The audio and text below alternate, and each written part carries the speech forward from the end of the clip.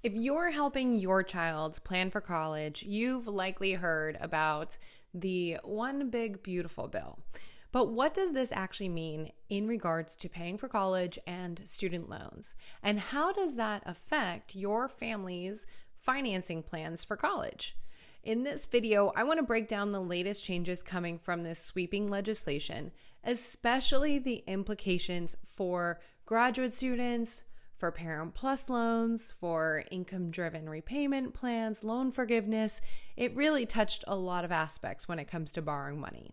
That way you can make informed decisions. Now hit subscribe because every single week I have a new strategy for you and your family to work towards a debt-free degree so that hopefully we don't have to borrow this money. Hey there, my name is Jocelyn Pearson, founder of the Scholarship System, where we help families overwhelmed by the cost of college secure scholarships to help their student graduate with as little debt as possible. So ultimately, our goal is to avoid student loans. But that said, we have to make sure that the families that we work with know what they're doing if they do have to borrow. Now, our main weapon against student loans is scholarships. We've helped families get over $15 million to date, and we are not stopping there. So again, make sure you hit subscribe because I've got lots of tips for you guys beyond student loan stuff. Now, just a quick note, this is for U.S. citizens and permanent residents. I am not familiar with how this works for international students.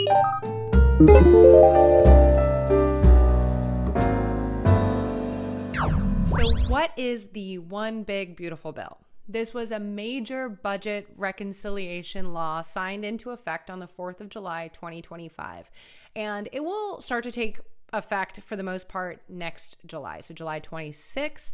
And while it covers tax changes, cuts to social programs, it also significantly reshapes the federal student loan system. What's the result? Well, new restrictions on borrowing, changes on repayment options, and really fewer safeguards for borrowers. So we really need to know these changes. So here are just a few of the major changes. First, it's borrowing caps for graduate and for Parent Plus loans. Grad Plus will be completely eliminated and additional limits will be placed. So starting next July 2026, graduate students cannot borrow unlimited amounts. It's capped at $20,500 per year or $100,000 total. Now for professional degrees like law or medicine, it is doubled to a $200,000 lifetime cap. Parent Plus loans will also be limited, so they will be capped at $20,000 per year and $65,000 total. So whichever comes first. Now, fortunately, if you're borrowing for the year 2025, 2026, you will be grandfathered in. So up to 3 years or when your student graduates, whichever is less. So as long as your student graduates on time in the 4-year time frame, then you will be able to borrow the unlimited amounts that you banked on when choosing the college for this past year. But anyone that's starting July of 2026 or after will be subjected to those limits. Now, I just want to do a quick side note before I get into more details of these changes. This is all the more reason to focus on scholarships because we will now have bigger gaps that cannot be just borrowed for. So make sure you check out our free webinar on how to secure private scholarships for college. You can go to thescholarshipsystem.com/free webinar. You can click on this video and check it out after this video. Also in the description, I will link to any free resources, including that free webinar. But check that out so that you can see where to find legitimate scholarships that can help close the gap, especially now that we're facing more limitations on what families can borrow in student loans. All right, let's get to the next big change, and that's changes in repayment plans. So existing income-driven repayment plans like the PAYE or SAVE or ICR, these are all being phased out by July of 2028. Sorry for all the dates. After that, borrowers will only have the two new options. So income-driven repayment plans are significantly going to be restructured. Now, this is important for those who are maybe planning to borrow a chunk of money but go into a career path that doesn't have a high salary. This is very important to know before we borrow. But the two options are a structured standard repayment plan or a new repayment assistant plan, so RAP. They include 30-year forgiveness, but higher payments for many of the students. Now, the third big change is our limits on pausing payments. So starting July of 2027, so in 2 years from it rolling out, new borrowers will lose access to economic hardship and unemployment deferment. So these were reasons that we could pause payments at all versus just limiting what we have to pay. Forbearance will also be limited to out of every 2 years, which is down from previous more flexible terms. So the amount of months that we're allowed to pause payments is decreasing. The next big change is changes to loan forgiveness and aid protections. So the PSLF, the Public Service Loan Forgiveness, remains intact for now, but the bill does restrict access to programs like borrow defense and closed school discharge until further dates.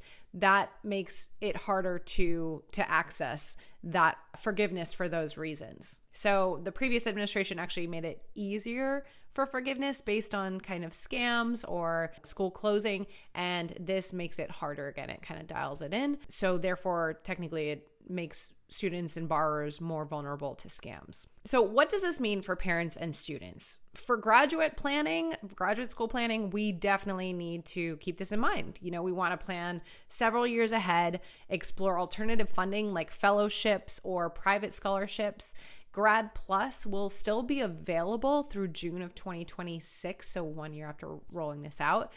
But full eligibility up to the 3 years of the credits that are rolling. But this is important to understand these limitations because a lot of degrees are more expensive than what is available now moving forward after these changes are fully rolled out. For parents considering plus loans, if you are banking on just unlimited amounts and covering this huge gap for your student, that's not going to work anymore. So you will have until July 1st, 2026 to consolidate into any kind of income-based repayment plans to lock in that cheaper repayment option. After that, you will be limited to the fixed standard payment options and no income-driven flexibility. And then, of course, also the limitations on the $20,000 per year for borrowing. So that's going to drastically limit what families can pay towards college if they were willing to borrow a lot of money for their student. Now, for all borrowers, again, fewer repayment choices. Newer borrowers may find themselves with higher monthly payments because of them, especially compared to older payment options like Save. The limited deferment means an even shorter financial period that can, like a financial setback, you have an even shorter period where you can get some grace. And then overall student loan forgiveness it's going to get harder. So a lot of this is still up in the air with that, but no matter what, it is going to be dialed in, and it already has been, right? Some of the features of it are getting harder to access, like for example, the schools closing. So what can we do now with these changes that we know so far? And it's going to be rolled out over the next few years. So we're going to be publishing new videos as we get new information. But what can we do right now? First and foremost, if your student is going to college or going to grad school, we need to find as much debt-free money as possible so that those limitations, those borrowing limitations or even repayment limitations will not impact us. So that's where that free webinar comes in. I talked about the scholarshipsystem.com/free webinar. That's where we can find external scholarships to help pay for college, no matter your student's situation. If your student plans to do grad school, it is now more important than ever to really plan early and plan based on those new borrowing limits and seeking that alternative aid. So for grad school, a lot of times scholarships are called fellowships, or they can even get a part-time job, kind of like a work study thing where they can get money towards that graduate degree.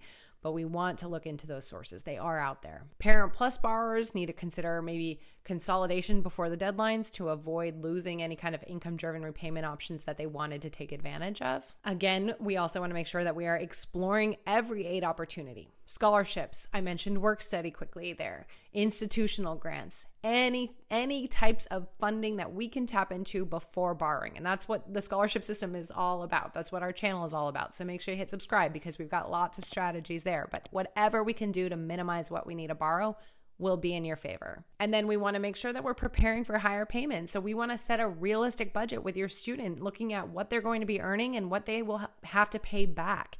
So understanding what those payments will look like will help them understand how much can we really afford to borrow, or what kind of career do I really need to go into. And then lastly, you can hit subscribe. You want to make sure that you are staying on top of all of these updates. So again, you can hit subscribe and make sure you're watching our videos, but no matter what, stay on top of PSLF, that the loan forgiveness changes. There's going to be more. I'm sure programs will continue shifting. This is just the beginning. I do have an entire FAFSA playlist with tips on FAFSA, so we will link to that in the description. But overall, we will do our best at the scholarship system to make sure that we are keeping you all in the loop with these changes. Comment below. How are you feeling about these changes? Are you worried about it? Do you think it's for the best? Do you think that your family will have a greater challenge paying for college because of it? Or do you guys think that you'll be fine? I would love to hear your thoughts and feelings in the comments below. So that said, the one big beautiful bill, it significantly tightens the student loan policies. And especially for higher cost graduate programs or families that were planning on really tapping into Parent Plus loans, these are some major changes. Borrowing will be limited. Options for paying for college will be limited. Who knows? Maybe it'll make colleges find more money to give to students rather than relying on the loans. That would be a plus coming from all of this. But overall, preparation is the most important part that can make the difference. So staying informed, asking the right questions, following places and businesses like us at the scholarship system to make sure that you're ahead of the game. And then, of course, maximizing any debt-free money out there that you can possibly tap into with your student. All right, make sure you hit subscribe. I will keep you all in the loop, but also next week we'll have a new strategy to avoid student loan debt. Thanks for bearing with me through all of these hard dates and boring updates, but they are so, so important for all of us. All right, I'll see you in the next video. It'll be more fun.